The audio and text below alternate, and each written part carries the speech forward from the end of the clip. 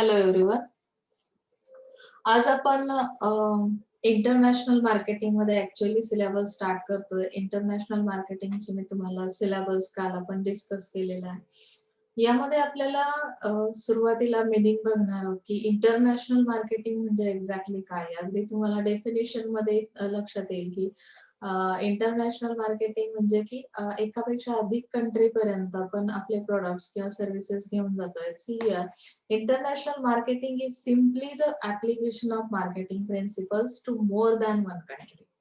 म्हणजे एकापेक्षा अधिक कंट्रीज पर्यंत आपले प्रोडक्ट्स पाठवणं. त्यामध्ये त्यांनी सांगितले however there is a crossover between what is commonly expressed as international marketing and global marketing, which is similar term for the purpose of this lesson on international marketing, and those that follow it, international marketing and global marketing are interchangeable. जी जवळपास अगर हम देख सकते हैं यहाँ पे कि जो ग्लोबल मार्केटिंग है और इंटरनेशनल मार्केटिंग है, ये जो कॉन्सेप्ट है सेम सिमिलर है, टर्म जो है दोनों भी इंटरचेंजेबल है कि जिस तरह से ग्लोबल मार्केटिंग की प्रोसेस है उसी तरह से इंटरनेशनल मार्केटिंग की भी प्रोसेस है. तो यहाँ पे हमें बेसिक डेफिनेशन दी है. Basic definition of international marketing is simple and international marketing is the marketing of goods services and information across political boundaries. जो बाउंड्रीज बनाए जाते हैं ना, पॉलिटिकल बाउंड्रीज, कि इस बाउंड्री के बाद दूसरी कंट्री आती है, तो हमें क्या करना है कि इस पॉलिटिकल बाउंड्रीज को क्रॉस करके जब हमारे गुड्स और सर्विसेज जाते हैं, that means it is a international marketing. Okay, so that thus it includes the same elements as domestic marketing. जैसे कि हमने देखा ना कि डोमेस्टिक मार्केटिंग यानी अभी तक जितना मार्केटिंग हमने सेकेंड ईयर में पढ़ा है या आपके फिफ्थ सेम में भी जितने मार्केटिंग के सब्जेक्ट्स थे, तब तक हमने ओनली डोमेस्टिक मार्केट का स्टडी किया था. तो यहाँ पे जितने भी डोमेस्टिक मार्केट के एलिमेंट्स हमने यूज किए, सेम सिमिलर एलिमेंट्स हमें इस इंटरनेशनल मार्केटिंग में भी यूज करने. प्लानिंग है, प्रमोटिंग, डिस्ट्रीब्यूशन है, प्राइसिंग है, सपोर्ट ऑफ द गुड्स है, सर्विसेज है, information to be provided to intermediated and ultimate consumers. तो यहाँ पे हम देख सकते हैं कि जितना प्राइसिंग डिसाइड करना है, मार्केटिंग मिक्स यूज करना है, गुड्स को सपोर्ट करना है, सर्विसेज को सपोर्ट करना है, या कुछ प्रमोशनल एक्टिविटीज करने, डिस्ट्रीब्यूट करना है प्रोडक्ट को, डिस्ट्रीब्यूशन के चैनल्स यूज करने. तो यहाँ पे जो एलिमेंट्स हमने डोमेस्टिक मार्केट में स्टडी किए हैं, सेम सिमिलर एलिमेंट्स हम इंटरनेशनल मार्केटिंग में भी स्टडी करने वाले. Okay, is that clear?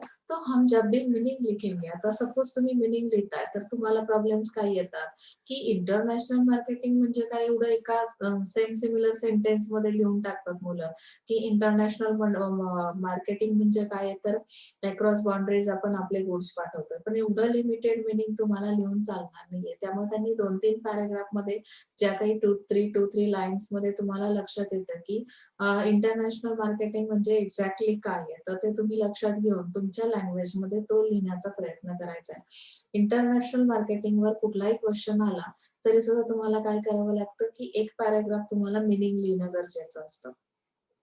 आलं लक्षात? मग ते मिनिंग जेव्हा तुम्ही प्रॉपर लिहिताय तेव्हा जो एक्झामिनर आहे तो अंडरस्टँड करेल की तुम्हाला तो सब्जेक्ट समजलेला आहे. त्यामुळे मिनिंग वर फोकस करायचंय. इथे तुम्हाला लास्ट पॅराग्राफ मध्ये सांगितलं एक्झॅक्टली की इंटरनॅशनल मार्केटिंग म्हणजे काय आहे. तर इथे सांगितलंय, हा एक पॅराग्राफ आहे बघा. The process of international marketing however is typically much more complex and interesting than domestic marketing. जैसे कि हम लोग देखते हैं ना, डोमेस्टिक मार्केटिंग का स्टडी करना है तो हमें हमारी कंट्री के बारे में बहुत सारी जानकारी तो ऑलरेडी रहती है क्योंकि हम इस कंट्री से बिलोंग करते हैं. लेकिन ऑब्वियसली अगर बाहर की कंट्री का स्टडी करना है, रिसर्च करना है, तो वो पार्ट जो है वो इंटरेस्टिंग रहेगा. जो कि आपके परसेप्शन्स रहते हैं, म्हणजे जसं तुमचे एक्सपेक्टेशन्स असतात की हे असं असू शकतं का. क्युरिओसिटी आपण दाखवतो की नाही बऱ्याच वेळी की आमच्या मार्केटचा कस्टमर कसा आहे, त्याचं बिहेवियर कसं आहे, तो कशा पद्धतीच्या त्याच्या लाईफ्स आहेत, त्याची लाईफस्टाईल कशी आहे. तर त्यामध्ये आपल्याला माहिती असल्यामुळे फार काही इंटरेस्ट तयार होत नाही. पण जेव्हा आपण बाहेरच्या कंट्रीजमध्ये जातो, तिथल्या कस्टमरचा स्टडी करतो, तेव्हा तो पार्ट एक इंटरेस्टिंग पार्ट म्हणून आपल्यासाठी असणार आहे. आणि कॉम्प्लेक्शन जो हा पार्ट आहे, कॉम्प्लेक्शन तिथे काय येईल? कारण की ते इतकं इझी नाहीये. वन लाईनमध्ये जसं मी सांगितलं, की इंटरनॅशनल मार्केटिंगचं तुम्हाला रिसर्च करायचा आहे, एनालिसिस करायचं आहे. तर हे जेवढं आपण बोलताना इझिली बोलतो, तेवढे आता सपोज तुम्हाला इंटरनेट अवेलेबल आहे, मीडिया अवेलेबल आहे. त्यामुळे तुम्हाला काय झालंय, की टेक्नॉलॉजीचा सपोर्ट असल्या कारणाने तुम्ही एका जागेवर बसून 1000 कंट्रीजचा स्टडी करू शकताय.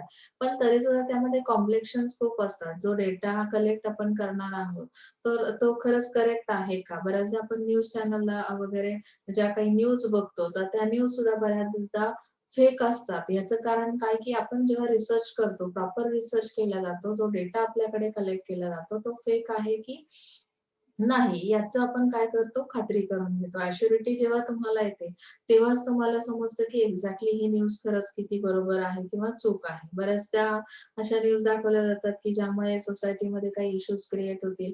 तर यामुळे सांगितलं, की कॉम्प्लेक्शन्स यामध्ये खूप आहेत. कॉम्प्लेक्शन्स आहेत प्लस इंटरेस्टिंग पार्ट पण आहे. जिथे कॉम्प्लेक्शन्स असतात, तो पार्ट आणखी पुन्हा-पुन्हा जेव्हा आपण स्टडी करायला जातो, तेव्हा आपला इंटरेस्ट तयार होतो. येते ना लक्षात? म्हणजे इंटरनॅशनल मार्केटिंग आहे हा जो पार्ट आहे, त्यामध्ये एन्व्हायर्नमेंट कंपेअर केलं जातं. आता सपोज की आपल्या कंट्रीमध्ये एन्व्हायर्नमेंट कसं आहे, मार्केट कसं आहे. जसं आपण मार्केटचा एनवायरनमेंट स्टडी करतो की नहीं, एनवायरनमेंट में बरेचसे फैक्टर्स येतात. जैसे कि हम लोगों ने स्टडी किया है, पॉलिटिकल फैक्टर्स है, सोशियो इकोनॉमिक फैक्टर्स है। तो इस तरह से हम लोग वहाँ का अप टू डेट स्टडी करते हैं, तो स्टडी के बाद हमें पता चलता है कि उसका एग्जैक्टली एनवायरनमेंट कैसा है। लेकिन अगर हम फॉरेन मार्केट में जब जाते हैं, तो वहाँ का भी एनवायरनमेंट हमें स्टडी करना है। जैसे कि हम डोमेस्टिक मार्केट का एनवायरनमेंट स्टडी करते थे, उसी तरह से हमें वहाँ का भी स्टडी करना है, एनवायरनमेंट के बारे में जानकारी लेनी है। ओके ना? Next thing is that international marketing involves recognising that people all over the world have different needs. यहाँ पे जो पीपल्स है, तो इंटरनेशनल मार्केटिंग है, तो ऑब्वियसली डिफरंट डिफरंट कंट्रीज आहे, different different type of peoples are there. So तिथे असणारे जे पीपल्स आहेत त्यांचे नीड्स पण डिफरंट आहे. जैसे कि हम एनवायरनमेंट स्टडी अगर कर रहे हैं, वहाँ की पॉलिटिक्स क्या कहती है, वहाँ की इकोनॉमिक कंडीशन किस तरह की, उनका लाइफस्टाइल किस तरह का है, तो नीड्स भी डिफरेंट डिफरेंट टाइप्स के ही रहेंगे. तो यहाँ पे उन्होंने कंपनीज के बारे में बताया. Companies like Gillette, Coca Cola and Cadbury have brands that are recognised across the globe. यानी कि ये जो कंपनीज है, इन्होंने अप टू डेट स्टडी किया हुआ है. कोका कोला है या जिलेट का है, कंपनी का ब्रांड जो है, कैडबरी का ब्रांड है, तो अक्रॉस द ग्लोब यानी कि ऑल ओवर वर्ल्ड में कौन सी चीजें किस तरह की उनके नीड्स है, उसका अप टू डेट स्टडी इस कंपनी ने किया. While many of the products that these businesses sell are targeted at a global audience using a consistent marketing mix. यानी कि ये लोग जब भी कोई मार्केटिंग स्ट्रेटेजी अप्लाई करते हैं, तो उनकी मार्केटिंग स्ट्रेटेजी या उनका जो भी ये है मार्केटिंग मिक्स है, वो कंसिस्टंट रहेंगे. समजलं? पण इथे तुम्हाला नेक्स्ट याच्यामध्ये सांगितलंय की जे एक्झाम्पल दिलंय पहा इथे example BIC and Gillette razors and for Coca-Cola drinks there are important regional differences. For example, advertising in China and India need to focus on local language. यानी कि अगर हम कंट्रीज के बारे में स्टडी कर रहे हैं, तो ऑब्वियसली कोका कोला का जो भी ड्रिंक्स हम यूज करते हैं या जिलेट रेजर से, तो उन्होंने इतना रीजनल स्टडी किया है कि उनकी जो एडवर्टाइजिंग रहती है, जैसे मैंने पहले भी बताया ना आपको कि सेगमेंटेशन हम कर लेते हैं. सेगमेंटेशन में हम क्या करते हैं कि ग्रुप्स तैयार करते हैं. ग्रुप्स के हिसाब से हमें क्या करना है कि एडवर्टाइजिंग करना है. तो वहाँ की लोकल लैंग्वेज किस तरह की है, अगर इंडिया को फोकस करना है, तो इंडिया की लोकल लैंग्वेज कौन सी है, उसी लैंग्वेज में अगर आपकी एडवर्टाइजिंग रहेगी, तो पॉसिबल है कि वहाँ का कस्टमर अट्रैक्ट हो सकता है. सो यहाँ पे इन लोगों ने जो भी कंपनीज के नाम दिए, ब्रांड दिए, तो उन्होंने लोकल लैंग्वेज पे फोकस किया है. जिस कंट्री को हमें टारगेट करना है, वहाँ के कस्टमर को टारगेट करना है, तो लोकल लैंग्वेज कौन सी है, इसका भी स्टडी आपको करना पड़ेगा. अदरवाइज क्या होगा कि आपकी इफेक्टिव एडवर्टाइज भी है, तो भी आप कस्टमर को टारगेट नहीं कर सकते, क्योंकि उन्हें वो जो मैसेज हमें देना है, तो वो मैसेज प्रॉपरली नहीं प्रोवाइड कर सकते. ओके, सो इस तरह से आपको मीनिंग यहाँ तक समझा ही होगा. तो एक पैराग्राफ, कम से कम एक पैराग्राफ का होना बहुत जरूरी है। उसके बाद आता है, सॉरी, डेफिनेशन.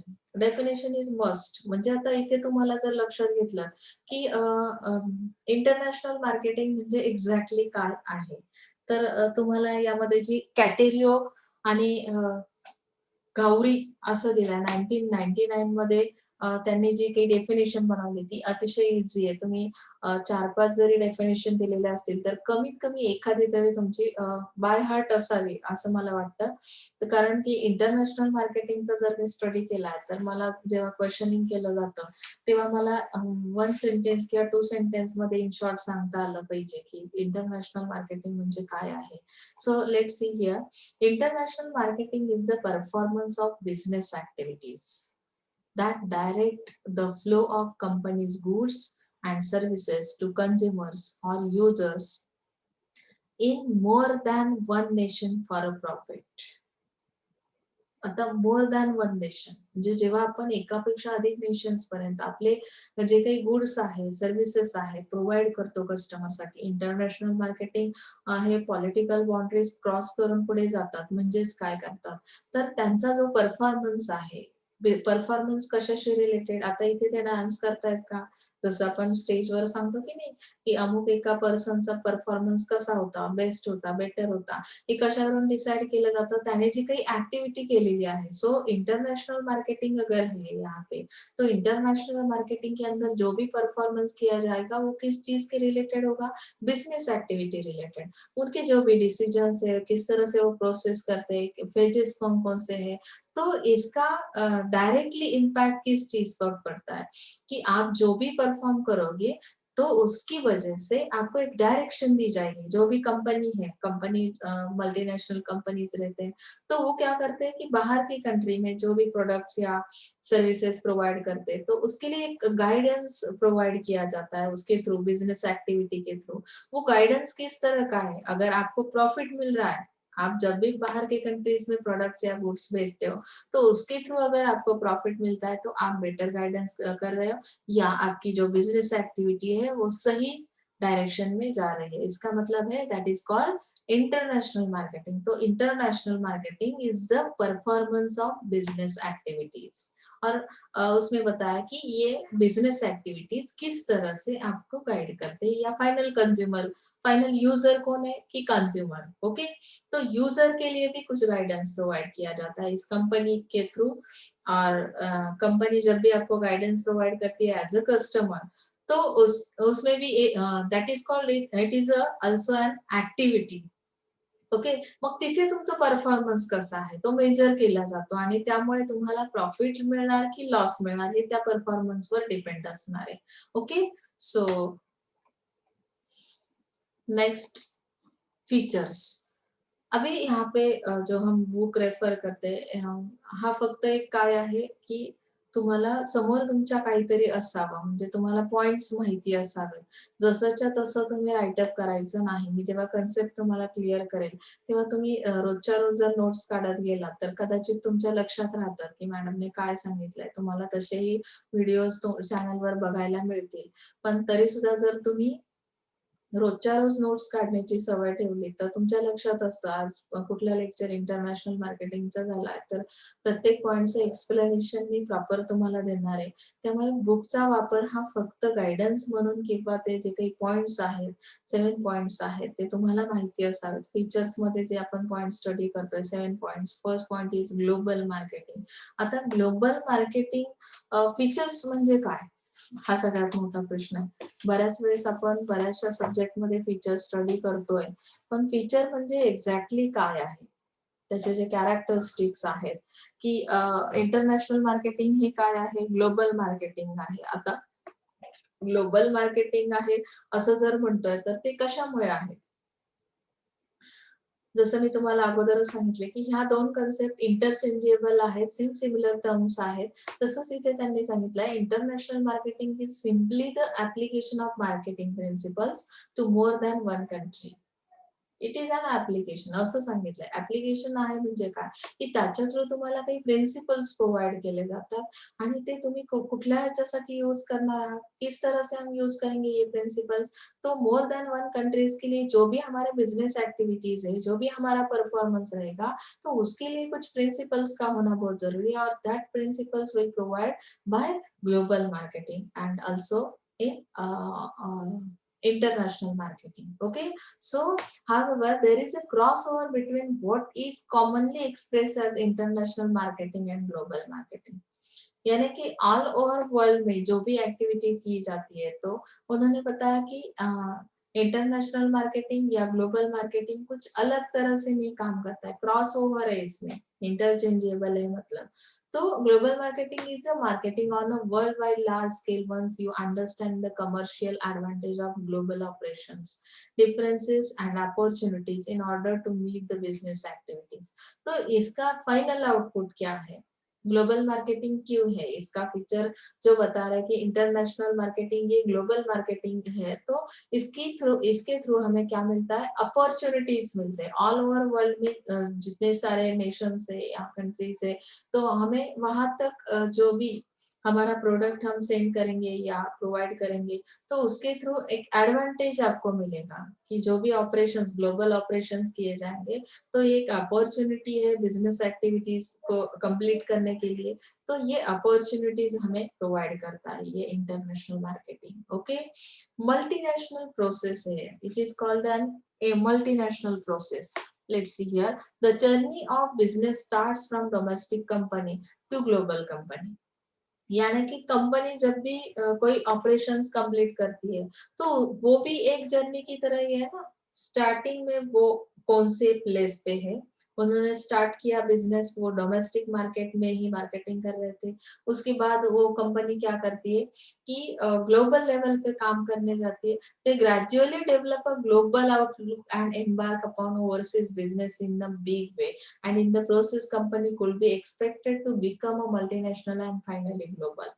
मल्टीनेशनल है मतलब मोर देन वन कंट्रीज में उनके प्रोडक्ट्स जा रहे हैं और फाइनली उनका अचीवमेंट कहाँ तक रहेगा कि वो ग्लोबल बन जाए, ऑल ओवर वर्ल्ड में हमारे जो प्रोडक्ट्स है वो प्रोवाइड कर सके.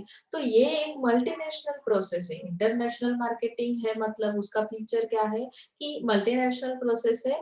हम क्या करते हैं, स्टेप बाय स्टेप हमारे जो अचीवमेंट्स है, ऑब्जेक्ट्स है, चेंज होते जाते हैं. डोमेस्टिक मार्केट से हम मल्टीनेशनल लेवल तक जाते हैं, मल्टीनेशनल के बाद हम ऑल ओवर वर्ल्ड तक पहुंचने की कोशिश करते हैं. So that is multinational process also. Next thing is change in global environment. अभी यहाँ पे उन्होंने बताया कि जैसे कि हम लोग देख सकते हैं कि इसके थ्रू ग्लोबल एनवायरनमेंट चेंज होता है. कि एक कंट्री का जो लाइफस्टाइल है ना, अगर यहाँ इंडिया का जो लाइफस्टाइल है, इंडिया के जो नीड्स है या कंजप्शन पैटर्न जिस तरह का है, उस तरह के मटेरियल या उस तरह का प्रोडक्ट अगर हम बाहर के कंट्रीज को भी उसका नॉलेज मिलता है, वो भी अप्लाई करती है, उस तरह के प्रोडक्ट्स को लाइक करती है, तो शायद क्या होता है कि एक एनवायरनमेंट चेंज होने के लिए इसकी हेल्प होती है इंटरनेशनल मार्केटिंग की. ग्लोबल एनवायरनमेंट चेंज हो जाता है. The issues that is faced by international businesses are entirely different from those that face domestic firms. Whether the subject is political differences, cultural differences, trade and tariff issues, or even cooperate make up the major issues of the international business, are issues that simply do not occur in domestic businesses. तो यहाँ पे क्या बताया कि domestic market में जब भी business किया जाता है, तो वहां पे ट्रेड तारीफ जैसे इश्यूज तो क्रिएट नहीं होते, क्योंकि हम हमारी कंट्री में जब भी प्रोडक्ट्स या हमारे सर्विसेज प्रोवाइड करते हैं, तो वहां पे हमें तारीफ या ट्रेड का इशू तो नहीं है. कल्चरल डिफरेंस भी नहीं है, कल्चर भी हमारा सेम सिमिलर है. तो इस तरह के इश्यूज कब आते हैं, पॉलिटिकल डिफरेंस भी नहीं है कि जो भी एक रूल बनाया जाता है, पॉलिटिकल रूल्स, लीगल रूल्स जो बनाए जाते हैं, ऑल हमारे जो ऑल कंट्री मतलब कि कंट्रीज के बीच में जब हम काम करते हैं, तो क्या होता है कि सब सेम सिमिलर रहता है. लेकिन बाहर की कंट्री में जब भी हम जाएंगे, तो वहाँ के रूल्स अलग रहेंगे, पॉलिटिकल रूल्स अलग है, पॉलिटिकल डिफरेंस है, ट्रेड टैरिफ भी पे करना पड़ेगा, तो कोटास वो भी पेड करने पड़ेंगे। तो यहाँ पे उन्होंने बताया कि डोमेस्टिक बिजनेस और इंटरनेशनल बिजनेस के टोटली क्या है, डिफरेंट है। यहाँ पे डिफरेंट डिफरेंट टाइप का एनवायरनमेंट है, so it is a change in global environment. सो ये एक फीचर है।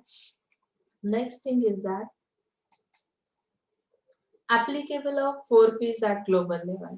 अभी इंटरनेशनल मार्केटिंग भी सेम सिमिलर ऑपरेशंस करता है, बिजनेस एक्टिविटीज करता है, तो ऑब्वियसली उन्होंने एक चीज यहाँ पे मेंशन की है, हम लोग मैकडोनल्ड का एग्जांपल देख सकते हैं। डायरेक्टली मैं आपको 4Ps किस तरह से अप्लाई किए जाते हैं हम लोग देख सकते हैं। देखिए यहाँ पे McDonald is a global player, however their burgers are adapted to local needs.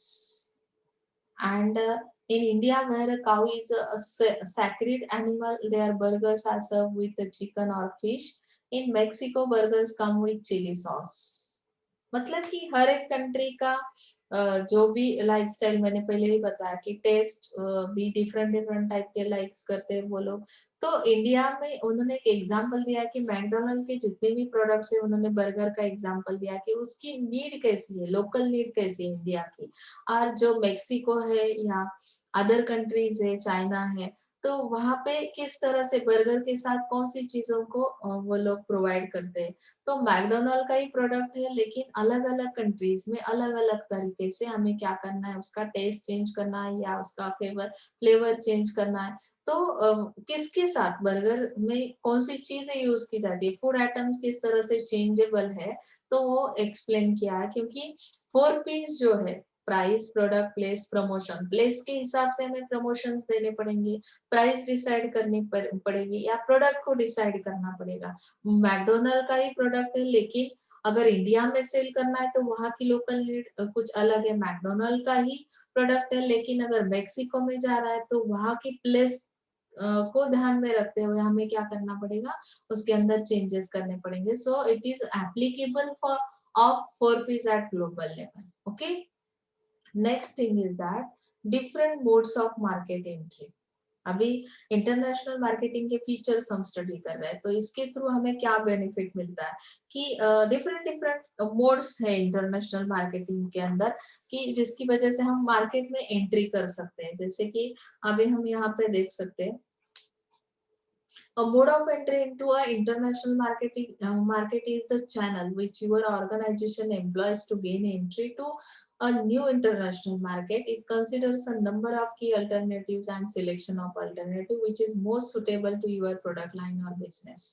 अगर मुझे एंट्री करनी है तो मुझे फर्स्टली कोणता डिसिजन लेना पडेगा, मला जर बाहेरच्या कंट्रीज मध्ये माझे प्रोडक्ट्स पाठवायचे आहेत, मला त्या कंट्रीज मध्ये एंट्री करायची असेल, तर काय करावं लागेल की माझ्यासाठी सुटेबल असा कुठला चॅनल आहे किंवा सिलेक्शन मी कसं करायचंय, सुटेबल अशी प्रोडक्टची लाईन कुठली आहे की ज्यामुळे मी काय करू शकेल, म्हणजे तिथे तुम्हाला अल्टरनेटिव्ह खूप असणार आहेत एंट्री करण्यासाठी। मग त्यातून मला सुटेबल असं एक चूज करावं लागेल आणि त्यानंतर मी काय करू शकेल की एंट्री करू शकेल। म्हणजे हे सगळं पॉसिबल कशामुळे होतंय, तर इंटरनॅशनल मार्केटिंग तुम्हाला अशा पद्धतीच्या सुविधा प्रोव्हाइड करते। You have to consider modes of entry into international market such as exporting, licensing. मतलब कि यहाँ पे एक्चुअली मोड्स को उन्होंने एक्सप्लेन किया है, हमें इसे डीप में भी आगे जाके स्टडी करने वाले हैं कि एक्सपोर्टिंग का मीनिंग क्या है, लाइसेंसिंग क्या है, इंटरनेशनल एजेंट्स किस तरह से काम करते हैं। ये मोड्स है कि अगर हमें बाहर की कंट्रीज में एंट्री लेनी है तो एंट्री करने के लिए हम इस मोड्स का यूज कर सकते हैं और इसके थ्रू हमारे प्रोडक्ट्स और सर्विसेज बाहर के कंट्रीज तक जा सकते हैं। जॉइंट वेंचर पे काम करने वाले कुछ लोग हैं, ओवरसीज मैन्युफैक्चरर है, तो इस तरह से ये एक फीचर है। ट्रेडिंग बैरियर्स के बारे में कुछ जानकारी लेते हैं यहाँ पे हम लोग की ये बॅरियर मतलब क्या आहे, म्हणजे कुठल्या अडचणी तुम्हाला आता व्यापार करता, बिझनेस करता, तर तुम्हाला कुठल्या अडचणींचा सामना करावा लागतो, तर त्यामध्ये त्यांनी मोस्टली मेन्शन केलं आहे international marketing and trade process government imposes restriction on the free international exchange of goods or services. It is an artificial restrictions on the free movement of goods among countries of the world. Trade barriers are number of government placed restriction on trade between nations. अभी freely तो हम हमारे products को एक country से दूसरे country तक नहीं लेके जाने वाले, तो इसके लिए गवर्नमेंट क्या करती है, कुछ रूल्स रेगुलेशंस रिस्ट्रिक्शंस लाती है कि आपको इतना तारीफ पे करना पड़ेगा, आपके लार्ज स्केल कंपनी है, स्मॉल स्केल कंपनी है, तो आपके लिए रिस्ट्रिक्शंस रखे जाते हैं कि मैक्सिमम मिनिमम कितनी क्वांटिटी में एक प्रोडक्ट एक कंट्री से दूसरी कंट्री में जा सकता है, वन टाइम में कितना जा सकता है, टू टाइम में कितना जा सकता है, उसके लिए केजी में आपको बताया जाता है। जैसे आप लोग भी फॉरेन से मटेरियल कुछ लेके आते हो तो इतना केजी हम क्या कर सकते हैं, एक कंट्री से दूसरे कंट्री तक लेके जा सकते हैं, अदरवाइज अगर वो एक्सेसिव है तो उसके लिए आपको पेड करना पड़ेगा। तो ये रिस्ट्रिक्शंस गवर्नमेंट जब लगाती है, so it is called trading barriers. International marketing का ये एक फीचर है कि फ्रीली मूव नहीं किया जा सकता प्रोडक्ट्स को या सर्विसेज को। ओके, ट्रेडिंग ब्लॉक सिस्टम जो मैंने कल आपको एक्सप्लेन की थी, trading blocks in international trade means agreement between groups of countries in geographic region to reduce and ultimately remove tariff and non-tariff barriers for the free flow of goods, services and factors of production between each other countries। यानी कि मैंने आपको बताया कि कुछ ऐसे countries है कि जो क्या करते हैं कि जो ट्रेड बैरियर हमने 6 पॉइंट में स्टडी किए कि अगर हमें फ्रीली मूव नहीं कर सकते हम एक कंट्री से दूसरी कंट्री तक, तो ट्रेडिंग ब्लॉक सिस्टम बनाई जाती है। कुछ कंट्रीज एक साथ मिलके काम कर रहे हैं, उनका एक ग्रुप बन जाता है, वो ग्रुप क्या करता है कि फ्री फ्लो किया जाता है गुड्स का और सर्विसेज का। जब भी एक कंट्री दूसरी कंट्री में एंट्री करेगी तो वहां पे आपको ट्रेड बैरियर्स नहीं मिलेंगे। उन्होंने उस तरह के रिस्ट्रिक्शंस क्या किए जाते हैं, रिमूव किए जाते हैं ये ट्रेडिंग ब्लॉक सिस्टम के अंदर। ओके, समझ में आ रहा है यहाँ तक? खूप काही होते असं वाटत नाहीये ना तुम्हाला? समजत असेल तर आपण पुढे जाऊया। पुढचा तुमचा आहे need motives of international marketing. आता नीड आणि मोटिव्स, गरज आहे का इंटरनॅशनल मार्केटिंगची? तुम्ही म्हणाल खूप गरज आहे मॅडम, ब्रँडेड प्रोडक्ट्स वापरायला मिळतात आम्हाला आणि ब्रँडेड प्रोडक्ट्स कोणाला नको आहेत, त्यामुळे स्टेटस को बनलाय आजकाल। फॉरेन वरून काही गोष्ट आणली की तुम्ही पहिल्यांदा क्लासमध्ये घेऊन येता, सगळ्या मुलांना दाखवता, एक पेन असेल, अगदी तुमचे शूज असतील, ड्रेस असेल, मटेरियल असेल, कुठलीही गोष्ट। तर इथे गरज आहे का? तर आपल्याला आपलं जे डोमेस्टिक मार्केट आहे, तुम्ही इथे पॉइंट्स बघू शकता, तुम्हाला त्यावरून अंदाज येईल। आपण हे पॉइंट स्टडी करणार आहोत। There are many answers as to why firms go international. Companies किंवा फर्म्स कशामुळे इंटरनॅशनल लेवलला काम करतात। From an individual company point of view, there could be many major reason for going international. जब भी हम इंटरनेशनल लेवल पे काम करने के लिए जाते हैं तो बहुत सारे रीजंस उन्होंने बताया जिसकी वजह से हम लोग ये जानकारी ले सकते हैं कि इसकी जरूरत है कि नहीं है। तो मोटिव्स क्या है इंटरनेशनल मार्केटिंग के? So first motive is that a saturated domestic market. संतृप्त करना म्हणजे संतुष्ट करना मराठीमध्ये म्हणतो।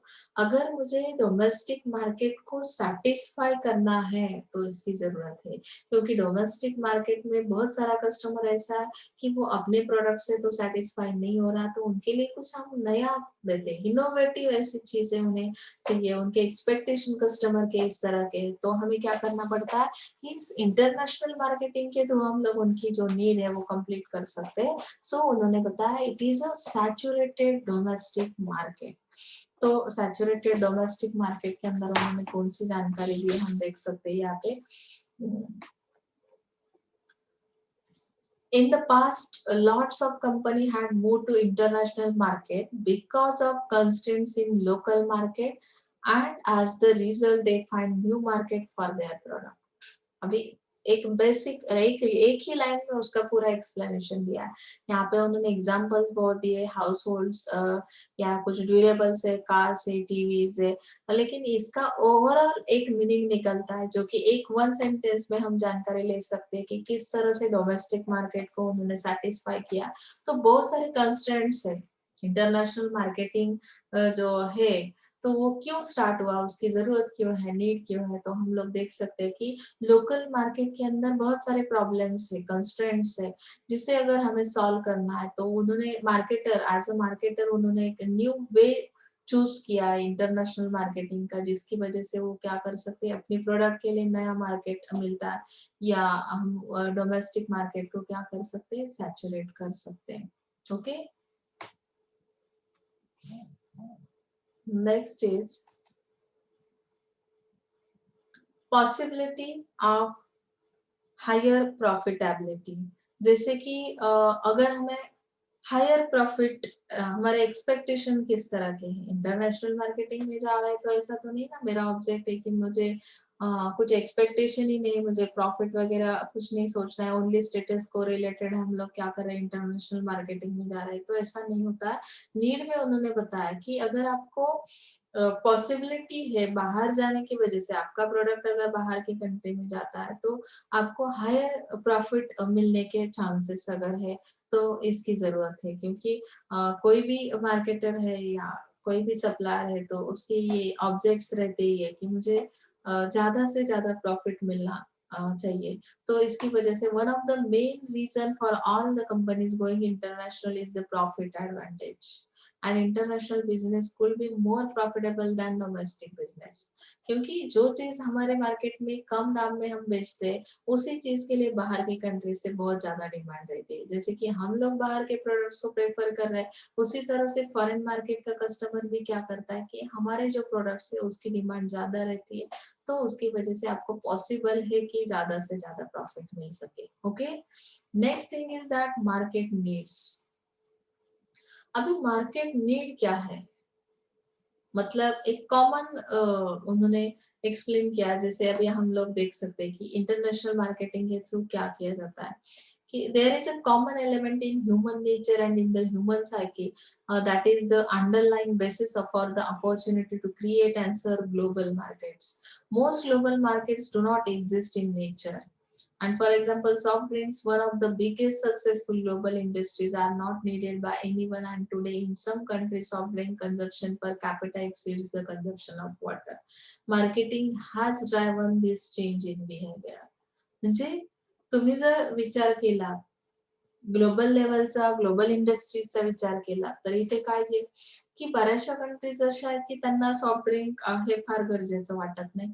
पण काही अशाही कंट्रीज आहेत की त्यांचं जे कन्झम्पशन आहे, सॉफ्ट ड्रिंक यूज करण्याचा जो काही त्यांचा स्पीड आहे तर तो एक्सेसिव्ह आहे, किंवा ते पाण्यापेक्षा जास्त या सॉफ्ट ड्रिंक्सला प्रेफरन्स देतात. म्हणजेच काय की प्रत्येक एका मार्केटची नीड काय आहे त्यानुसार आपण त्या त्या प्रोडक्ट्स काय करतो, ते ते प्रोडक्ट्स प्रोव्हाइड करण्याचा प्रयत्न करतो इंटरनॅशनल मार्केटिंगच्या थ्रू. म्हणजेच it is a market need also. Okay, soft drink आपल्याकडे कधी घेतलं जातं, आपण ऑकेजनली घेतो, बरोबर की नाही, की अगदी पार्टीत वगैरे असूया किंवा कुठे असाल तुम्ही, अगदी कोणाकडे नव्याने गेलात गेस्ट म्हणून, तर तुमच्यासाठी, किंवा तुम्ही ट्रॅव्हलिंग मध्ये असाल, म्हणजे पाणी आपलं हे जनरली डेली आपल्याला नीड आहे आपली. पण काही कंट्रीज मध्ये याच्या अपोजिट आहे. म्हणजेच काय की प्रत्येक कंट्रीच्या नीड्स ह्या डिफरंट आहेत आणि त्यामुळे ही एक गरजेची वस्तू झाली की आपल्या प्रोडक्टला बाहेरच्या कंट्रीज मध्ये कदाचित जास्त डिमांड असेल. Next thing is that cost. आता कॉस्ट मध्ये तुम्हाला सगळ्यात मेन काय आहे बघा, the pressure for globalisation is intense when new products involve major investment and long period of development. For example, in pharmaceutical industry, new products cost a lot over a period of 6 to 10 years.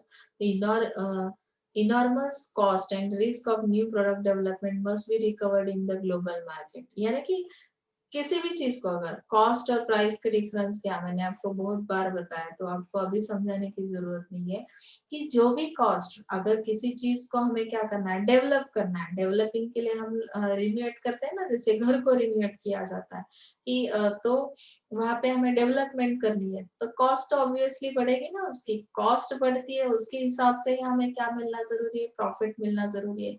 जितनी cost बढ़ेगी उतना profit अगर हमें चाहिए, तो उन्होंने pharmaceutical industries का example दिया कि जिसपे बहुत काम किया जाता है, जो न्यू प्रोडक्ट्स है बनाने के लिए बहुत सारा टाइम भी उनका वेस्ट होता है। तो ऐसे हालात में अगर हम वो जो डेवलपमेंट किया हुआ प्रोडक्ट है वो अगर हमें क्या करना है उस प्रोडक्ट के ऊपर हमें प्रॉफिट चाहिए, तो हमें उसे रिकवर करने के लिए, उस कॉस्ट को रिकवर करने के लिए ग्लोबल मार्केट प्लेस हम चूज कर लेते हैं, जिसकी वजह से हमें पॉसिबल है कि एक्सेसिव प्रॉफिट मिल सके। ओके, तो इसकी वजह से भी यहाँ पे जरूरत है, डेवलपमेंट होना जरूरी है। डेवलपमेंट के लिए एक्सपेंसेस आते हैं, एक्सपेंसेस को रिकवर करना है, तो ऑब्वियसली हमें बाहर की कंट्रीज की हेल्प होती है। वहाँ पे हमारे प्रोडक्ट्स को डिमांड ज्यादा है, इंटरनेशनल मार्केटिंग की एक नीड है। इंटरनेशनल मार्केटिंग की वजह से ही हमें पॉसिबल होता है कि हम एक्सेसिव प्रॉफिट ले सके। टेक्नोलॉजी क्या कहती है? Technology is a universal, uniform, consistent factor across national and cultural boundaries. तो ये टेक्नोलॉजी जो है उसकी वजह से पॉसिबल है, हमें जो हम एक्सपीरियंस कर लेते हैं ना बाहर के प्रोडक्ट्स या हमारे प्रोडक्ट्स, तो विद इन कुछ फ्रैक्शंस ऑफ सेकेंड भी हमारे ऑर्डर्स जाते हैं बाहर की कंट्रीज में भी। तो टेक्नोलॉजी यहाँ पे है, इसकी वजह से इंटरनेशनल मार्केटिंग जो है तो उसकी जो नीड है वो कंप्लीट की जाती है। और हम लोग क्या करते हैं कि इसका टेक्नोलॉजी का यूज करते हैं हम लोग। Okay, government policy and regulations. अभी अगर गव्हर्नमेंट पॉलिसीज नाही रहते तो क्या होता? कोणी पण आलं असतं तुमच्या मार्केटमध्ये आणि कोणीही प्रोडक्ट सेल केले असते तर तुमच्या प्रोडक्टला कोणी विकत घेतलं असतं, बरोबर ना? म्हणजे जसं लिमिट्स ठेवले नसते की तुम्ही किती प्रोडक्ट बाहेरून मागवता, एक्सेसिव्ह असतील तर त्यावर किती चार्ज आहे। गव्हर्नमेंट जर प्रॉफिट मध्ये नसेल तर तुमच्या कंट्रीची डेव्हलपमेंट होणारच नाहीये। मग इथे तुम्हाला काही पॉलिसीज आणि रेग्युलेशन्स घालून दिलेत आणि ते इंटरनॅशनलायझेशन साठी ते मोटिवेट करतात, ह्या ज्या पॉलिसीज आहेत गव्हर्नमेंटच्या। There are negative and positive factors which could cause internationalization. There are many governments which encourage exports by giving them some kink of incentives. म्हणजे तुम्हाला एक्सपोर्ट करण्यासाठीही मोटिवेट केलं जातं, काही इन्सेंटिव्ह प्रोव्हाइड केले जातात। अशा काही गोष्टी तुम्हाला, जसं आपण म्हणतो ना, मला मोटिवेट केलं गेलं ह्या गोष्टीमुळे की गव्हर्नमेंट याला खूप सपोर्ट करते, ह्या टाईपचं एक्सपोर्टिंग असेल किंवा इम्पोर्टिंग असेल, तर गव्हर्नमेंट अशा पॉलिसीज तयार करते की ज्यामुळे तुम्हाला मोटिवेशन मिळेल आणि तुम्ही इंटरनॅशनल मार्केटिंग पर्यंत पोहोचण्याचा प्रयत्न कराल। ओके, नेक्स्ट आहे विजन ऑफ द कंपनी। आता कंपनीचं विजन काय आहे? Systematic and growing internationalization of many companies is essentially a part of their business policy or strategic management. And today, Infosys is one of the global company provides consulting and IT services to clients globally with over 50,000 employees worldwide. Infosys is one of the pioneer in strategic offshore outsourcing of software services and has leveraged the global trend of offshore outsourcing. तो जैसे कि हम लोग vision बनाते हैं ना, vision का meaning क्या है? जैसे मैंने आपको मिशन और विजन का मीनिंग लास्ट ईयर भी बताया था, लास्ट सेम में भी बताया था कि कंपनी कुछ फ्यूचर प्लान्स तैयार करती है। तो फ्यूचर प्लान्स किस तरह के होंगे कि फ्यूचर प्लान बनाना या उस पे अप्लाई करना, तो ये पॉलिसी है, स्ट्रेटेजिक मैनेजमेंट है। तो ये स्ट्रेटेजीज कौन सी, मतलब कि ग्लोबल लेवल की कंपनी है तो किस तरह के सर्विसेज लेते हैं बाहर की कंपनी से, हम किस तरह के आईटी सर्विसेज जो अभी है उन्होंने मेंशन किया कि इन्फोसिस ऐसी कंपनी है कि जो क्या करती है कि सॉफ्टवेयर के सर्विसेज आपको प्रोवाइड किए जाते हैं, जो कि बाहर के कंट्रीज में सर्विसेज है वो हमें वो लोग अवेलेबल करते हैं। तो ये कंपनी के विजन किस तरह के हैं उसके ऊपर डिपेंड करता है कि हमें इंटरनेशनल मार्केटिंग में जाना है या नहीं जाना है। ओके, आपकी लोकल नीड भी है, कस्टमर चाहता है कि हमें ये सॉफ्टवेयर की सर्विस चाहिए, आपके पास अवेलेबल नहीं, तो कंपनी क्या करेगी, बाहर से आपको सर्विस प्रोवाइड करेगी। ओके ना, क्वालिटी। तो 7 पॉइंट्स का यहाँ पे होना जरूरी था। तो यहाँ तक हम आज के लिए रुकते। प्रोसेस का जो पार्ट है हम नेक्स्ट लेक्चर में लेंगे। काही प्रॉब्लेम असेल तर विचारायचं। खूप साधा आणि सिंपल भाषेमध्ये मी तुम्हाला एक्सप्लेन करते आणि तुम्ही नोट्स रेग्युलर काढा प्लीज। याकडे दुर्लक्ष करू नका आणि एक्झाम कशी होणार आहे यावर फार फोकस करू नका। एक्झाम जरी तुमची ऑनलाईन असेल, ऑब्जेक्टिव्ह असतील किंवा तुम्हाला काही येऊ शकतं लास्ट मोमेंटला, पण तुमच्याकडे नॉलेज असणं खूप गरजेचं आहे. जो स्पेशलायझेशनचा सब्जेक्ट आहे त्यामध्ये तुम्ही एक्सपर्ट असावं असं मला वाटतं. त्यामुळे तुम्ही डेली बेसवर तुमचं रायटअप जे आहे ते कंप्लीट करत चला. आजच्या लेक्चरमध्ये काही अडचणी असतील तर विचारायच्या आहेत. सो इथे थांबूया आपण. Thank you so much.